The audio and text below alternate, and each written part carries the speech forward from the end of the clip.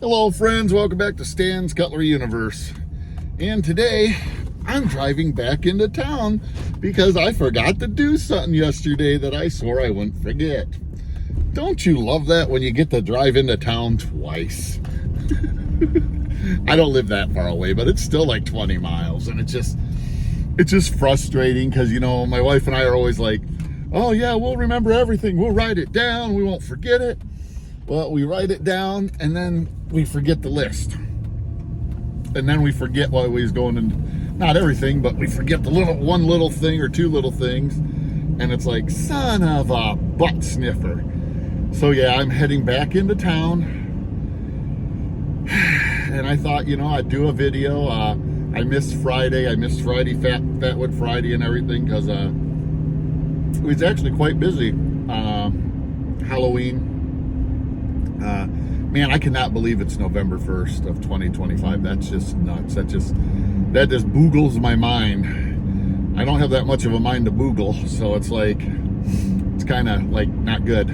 But yeah, I just thought I'd just do kind of a fun little chat here, just kind of hang out, talk with y'all, you know, get some things off my mind, maybe get some things for you all to think and go, huh, never thought of it that way, or for y'all to go, boy, Stan's a real weirdo. But yeah, do any of you all do that? You know, write down everything you got to do so you don't forget, and then still forget because you forget your list.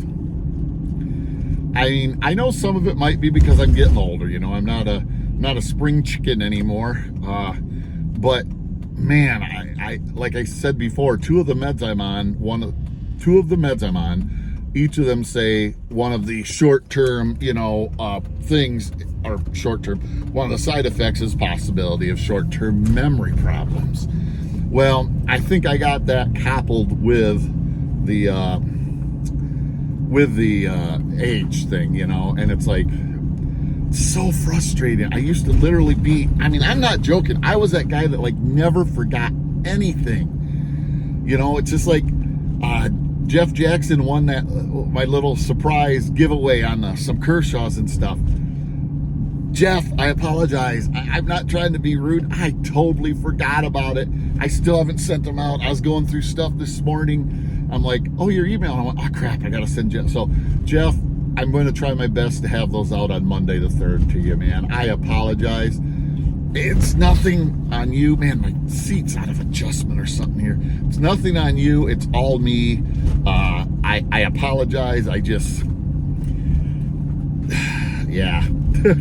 It's just, again, it's, you know, I told my wife, I go, I got to get myself a little packet of Post-it notes, keep it right by my chair, or carry it with me. Or maybe it's time that I actually start carrying my little notebook tablet every day wherever I go, you know, because that would be great. It'd be a good habit to get into, you know, because a lot of times I'll carry them with me to, like, you know, when I go into town or something like that, but I don't carry them all the time. But I'm thinking, man, it might be something that I need to start doing. On the worst part there is I'll forget to carry it, or I'll forget to get it, or I'll forget that I wrote it down.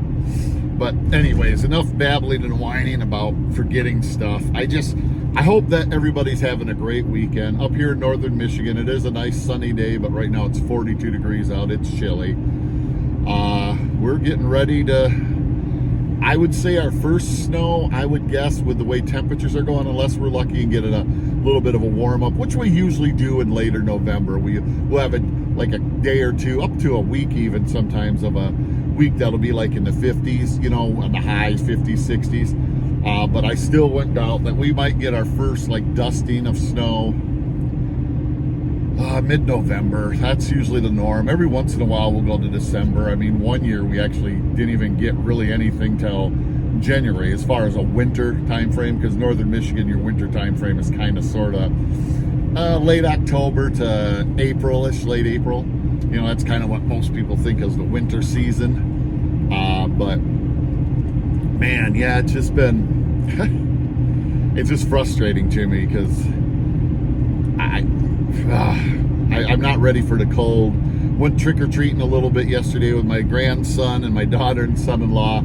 They had him dressed up as a little deer, Dad dressed up as a deer, and Mama dressed up as a doe. And it was fun, but man, it was so cold out last night that I didn't go the whole time because my old knees, they just got cold, and I'm actually hurting from it today because I got arthritis in my knees. And yeah, I think next year, if I go trick-or-treating with them, which right now I'm planning on, I think I'm going to either wear some long johns underneath my pants or some those neoprene knee wraps to keep some heat on my knees, because I tell you, it was cold yesterday and I stopped because I could feel it, but today I'm paying the price. My knees are barking, you know, they're down there going at me, and just sitting down and getting up is just, it's painful. I mean, it stinks. And that's one of the things, you know, there's a big part of me that's thinking, man, maybe I should buy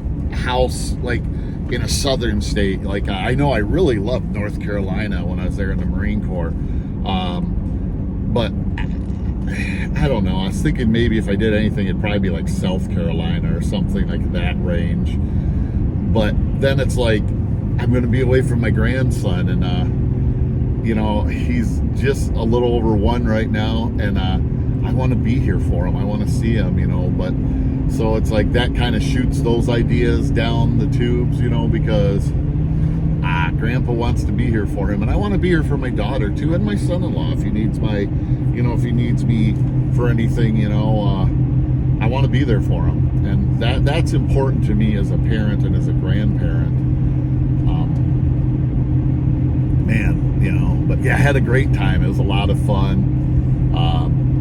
One of my grandson's other grandpas went trick-or-treating, and grandmas went trick-or-treating with us too. That was fun. So it was good to chat with them, and I think it made our kids feel, you know, special that, you know, we are all out there too. And my wife helped pass out candy with my mother-in-law. She usually stays at the house with my mother-in-law and passes out candy because you know, mother-in-law gets tired of being at the door, and then they trade off a little bit, you know what I'm saying. So my wife had a great time too, seeing all sorts of little kiddos, and it's so funny. My mother-in-law was the elementary school secretary for many, many years in the village that she lives in, and it's so funny now because she's been retired long enough that now some of the parents, well, honestly, it happened before she retired, but some of the parents that were like still in elementary school when she retired are now parents bringing their kids around, and they're, you know, and they're like, oh, and this is, you know, this is Mrs., you know, she was the secretary when I was, and they're like, okay, you know, the kids could care less, but it's just, I think it's sweet that the kids remember her, you know. It means that she's made a difference in probably those kids' lives over the years, you know, and there's something to be said about that. I think I've said it before. When my wife was a Girl Scout leader, she made some differences. We still run into, she hasn't been a troop leader for, well, my daughter's 32, probably 12 years, because she stayed as a troop leader for a couple, 3 years after my daughter, you know, was no longer a scout, was in college and stuff. And she stayed as a troop leader just to help out because she had all the certifications. She was like, she would actually be called by other troops in the air region even if she could go with them, because she had the certifications to make it to where they could. And she finally just like, I'm tired. I just can't do this. You know, it's too hard. And, you know, and not to sound rude, it's like my daughter's not there anymore. You know, some of the joy was just being there for our daughter, you know, but so she stopped. But it's still neat when she'll be someplace at the store or something, and you'll hear somebody holler out her name, you know, and they always called her Miss and then her name, you know, and they holler out her name, and it's one of the girls from either one of her troops or one of the troops that she helped, you know, and now they are young ladies, you know, or young women. And it's really neat, and it makes me realize that even though I'm crotchety and kind of a butthead sometimes, that maybe I need to find a way to give back to the younger people. And I've been really thinking of talking to, we have a local career center, and talking to the mechanical side, because it's so funny, I don't know what they call him, but the guy that runs it and the second guy in charge are both people that I worked for over my career. They both know me. And I thought, maybe I should see if I could volunteer to be like a paraprofessional, or but not have to be there 5 days a week during the school, but show up like 1 or 2 days a week, and and just be there to help pass down my knowledge to the kids and teach them how to do things wrong. I'm kidding. But and plus it'd keep my knowledge, even though I'm no longer a mechanic by trade, it'd keep my knowledge fresh too on the newer stuff, especially the computers and stuff, because man, I tell you, those in the cars get so much more complex literally every year. I mean, you go from, when I first started as a professional mechanic, the computer systems was OBD1, which is onboard diagnostic system 1. Very basic, very, tell you this, tell you that. Then it went to OBD2. Then it's still OBD2, which is onboard diagnostics 2. But now you have buses, and it's nuts the amount of computer power a car has now. And it just it'd keep my knowledge level fresh there too. But I don't even know if I need to be paid. I don't know if I'd want to be paid, because if I'm paid a monetary amount, then I if they say, well, you got to be here Wednesday, then I have to be there even if I'm having a bad day. But if I just pop in, make it known that I'll probably be there Tuesdays and Thursdays will be my normal days I'm there, you know what I mean? And then if there's a day I miss, it's just I'm not feeling good, I'm having this or that, and Mr. Stan won't be there that day, and but I gotta talk to him, because I don't know what, I'm sure there's, I'm not worried about a background check or anything like that, but I'm sure there's qualifications that, maybe I'd have to get my ASEs recertified, because I let them lapse because I had no reason to recertify my automotive service excellence certifications, since I'm not mechanicking anymore professionally, and so, and it's like, do I really want to spend the, to retake all the tests? I think it'd be right around $350 if I remember the prices right. And it's like, I don't know if I want to, but I don't think they'd force me to have to be certified. It might be one of those things, hey, it'd be cool if you were, that way, my little shirt I had on, I could have my ASE certified patch on. But, it just might be fun. It'd be fun, I think it'd be fun to help some young people learn, and possibly there'd be a couple of them that have the passion that I had for being a mechanic. I still have the passion. It just, I hurt so bad, but I don't know. It's something to think about, something I need to maybe ask and talk to them. And what's the worst they say? Nope, they don't need anybody. Or, man, that'd be awesome if you're willing to, if you could give us a couple days a week, that would be awesome, I know the one knows a little bit about what I have going on, because I ran into him not too long ago. The other one I haven't ran into for probably 5 years. He remembered me though, because I worked for him, gosh, years ago when I was first getting into it's probably 96. I've just been out of the Marine Corps 2 years, and I was just getting into where that I decided what I wanted to do when I grew up, basically. And he remembered me though. He definitely remembered me, and we chatted a little bit. And so yeah, I'm just not sure. I might have to go talk to him, because I think it'd be good for me, but I don't want to. My selfish side doesn't want to tie myself down to where I have to be somewhere on certain days, because sometimes my doctor's appointments are nuts. It doesn't happen every month. There's some months I go where I have 0 appointments. Then there's months I go where, in a 30-day period, and you have 4 actual work weeks. So you have 20 days there that are work weeks.